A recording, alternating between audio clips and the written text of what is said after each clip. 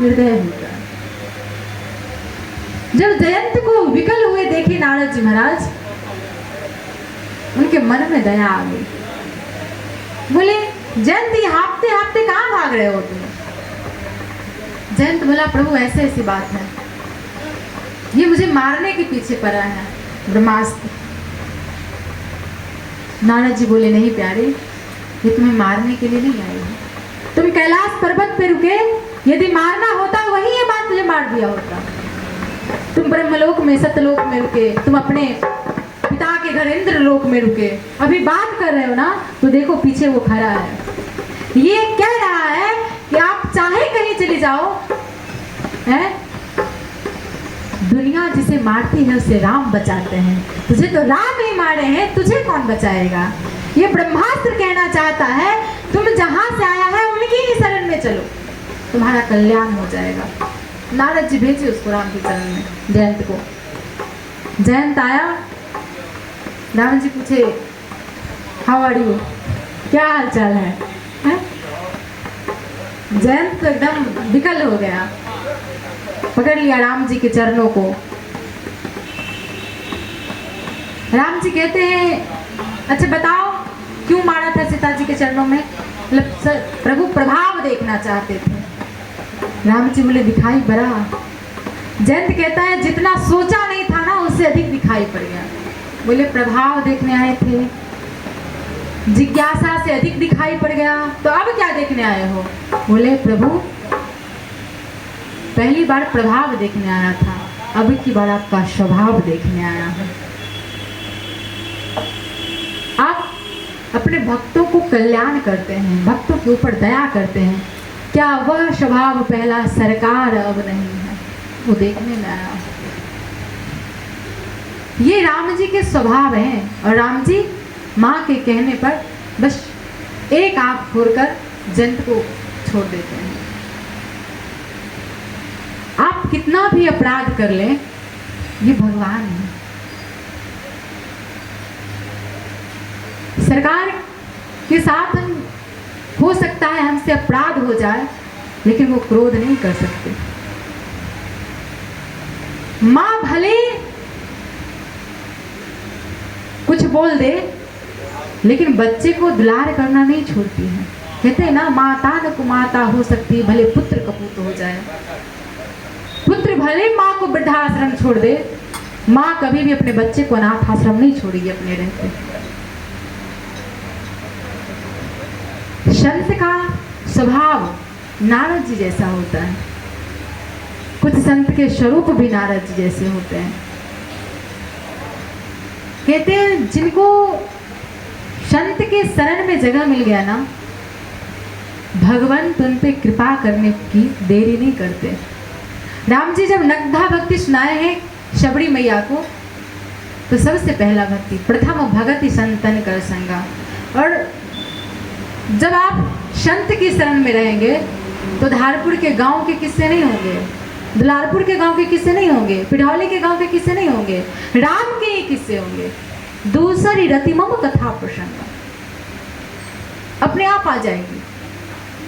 कोई पढ़ाई कर रहा है, यूपीएससी का तैयारी कर रहा है, तो आईएएस ना बने, हो सकता है छोटा से छोटा पद भी तो जरूर मिलेगा उसको, है कि नहीं? हम हनुमान जी का पद नहीं ले सकते, सही है, लेकिन एक भक्त का पद जरूर ले सकते हैं।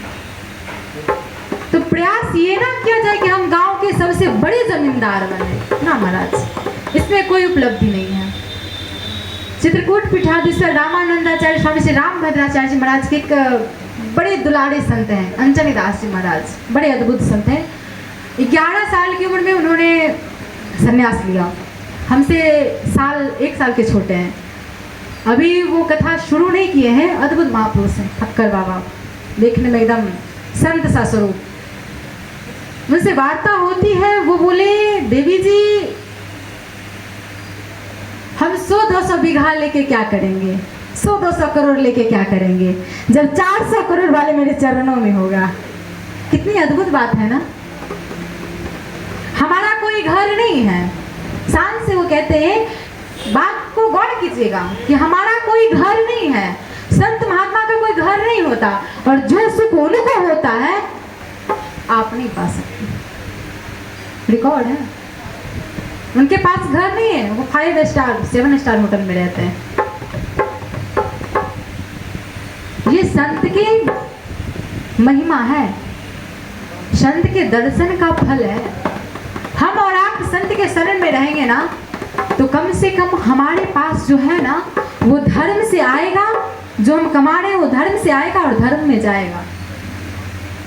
धन के 3 ही कार्य हैं, दान, भोग और नाश। देखिए ध्यान दीजिएगा, सबसे पहला आया है दान,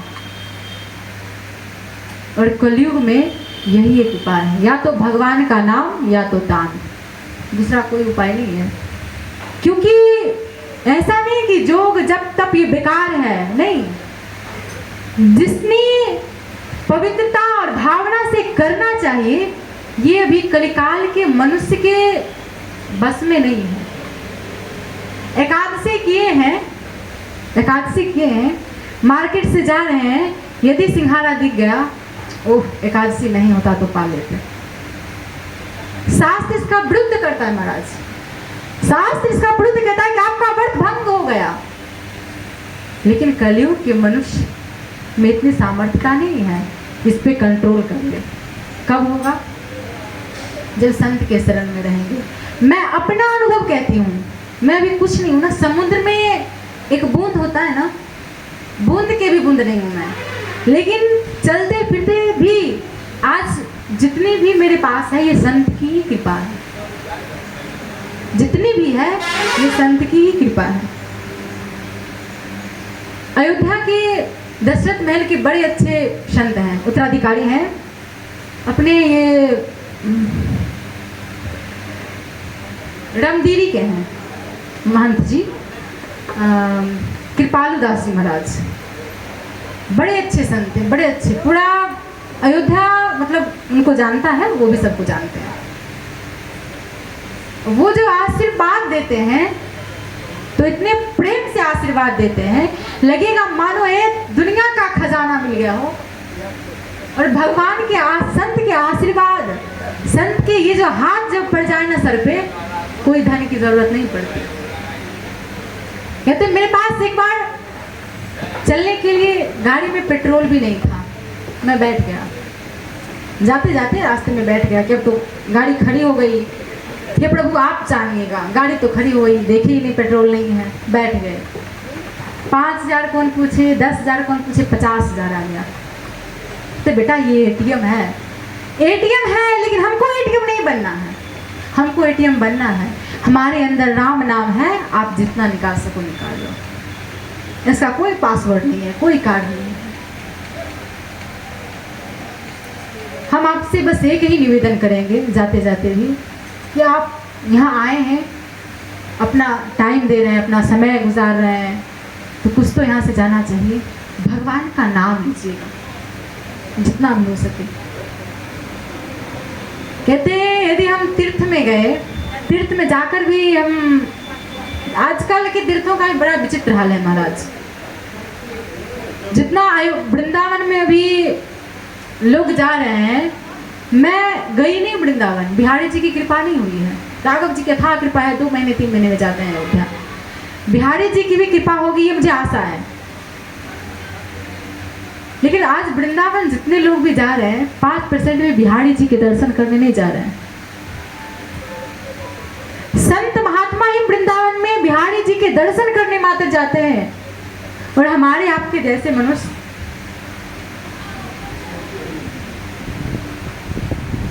माँ जब राम जी को बगीचे में देखी थी, पता है कैसे देखी थी? भरी लोचन छवि सिंधु निहारी है। भगवान के सामने जाइए तो नेत्र बंद कीजिए, कब दर्शन की बंद कीजिए? जब उनका स्वरूप आपके नेत्रों में बस जाए। आप समझ रहे हैं कि जब उनका रूप मैं आंख बंद कर लूं फिर भी वो रूप मेरे हृदय में आ जाए, तब आंख बंद कीजिए। मैं आपको बड़ी गूढ़ बात बता रही हूँ। मैं भी पहले बचपन में जब छोटी थी तो सब आंख बंद करके पूजा करते थे, मैं भी आंख बंद कर लेती थी। बीच बीच में आँख खोल के देखती थी किसका किसका आँख बंद है, किसका किसका खुला हुआ है। ये नहीं होना चाहिए। आँख बंद करने का मतलब जानते हैं, माँ जब फुलवाड़ी में राम जी को देखती हैं तो कुछ देर देखने के बाद माँ नेत्र बंद कर ली और सखियाँ सोचती है कि ये गौड़ी जी को ध्यान कर रही हैं, अभी गौड़ी पूजा से आई हैं, गौड़ी जी को ध्यान कर रही हैं। गौड़ी जी थोड़ी कहीं जाएंगी। सखियाँ कहती भी है कि सीते गौड़ी मैया तो यही है, कहीं जाएंगी थोड़ी, राघव जी चले जाएंगे, आप पहले इनको ध्यान से देख लीजिए। अब माँ संकोच में भी है कि अगर मैं गौर से देखूं राम जी को तो सखियाँ कहेंगी कि सीता पराई मर्द को ऐसे देख रही हैं, ये भी उचित नहीं है। पहला तो ये कारण। दूसरा कारण है कि माँ राम जी के स्वरूप को अपने नेत्र में बसाकर नेत्र बंद कर ली और भगवान को देखने का, दर्शन करने का ये रास्ता सबसे संभव है, सबसे सरल है, सबसे सहज है। आपके जो इष्ट हैं, चाहे वो राम जी हों, श्याम जी हों, भवानी जी हो, हनुमान जी हों, कोई भी हो, या कोई संत महात्मा भी इष्ट होते हैं,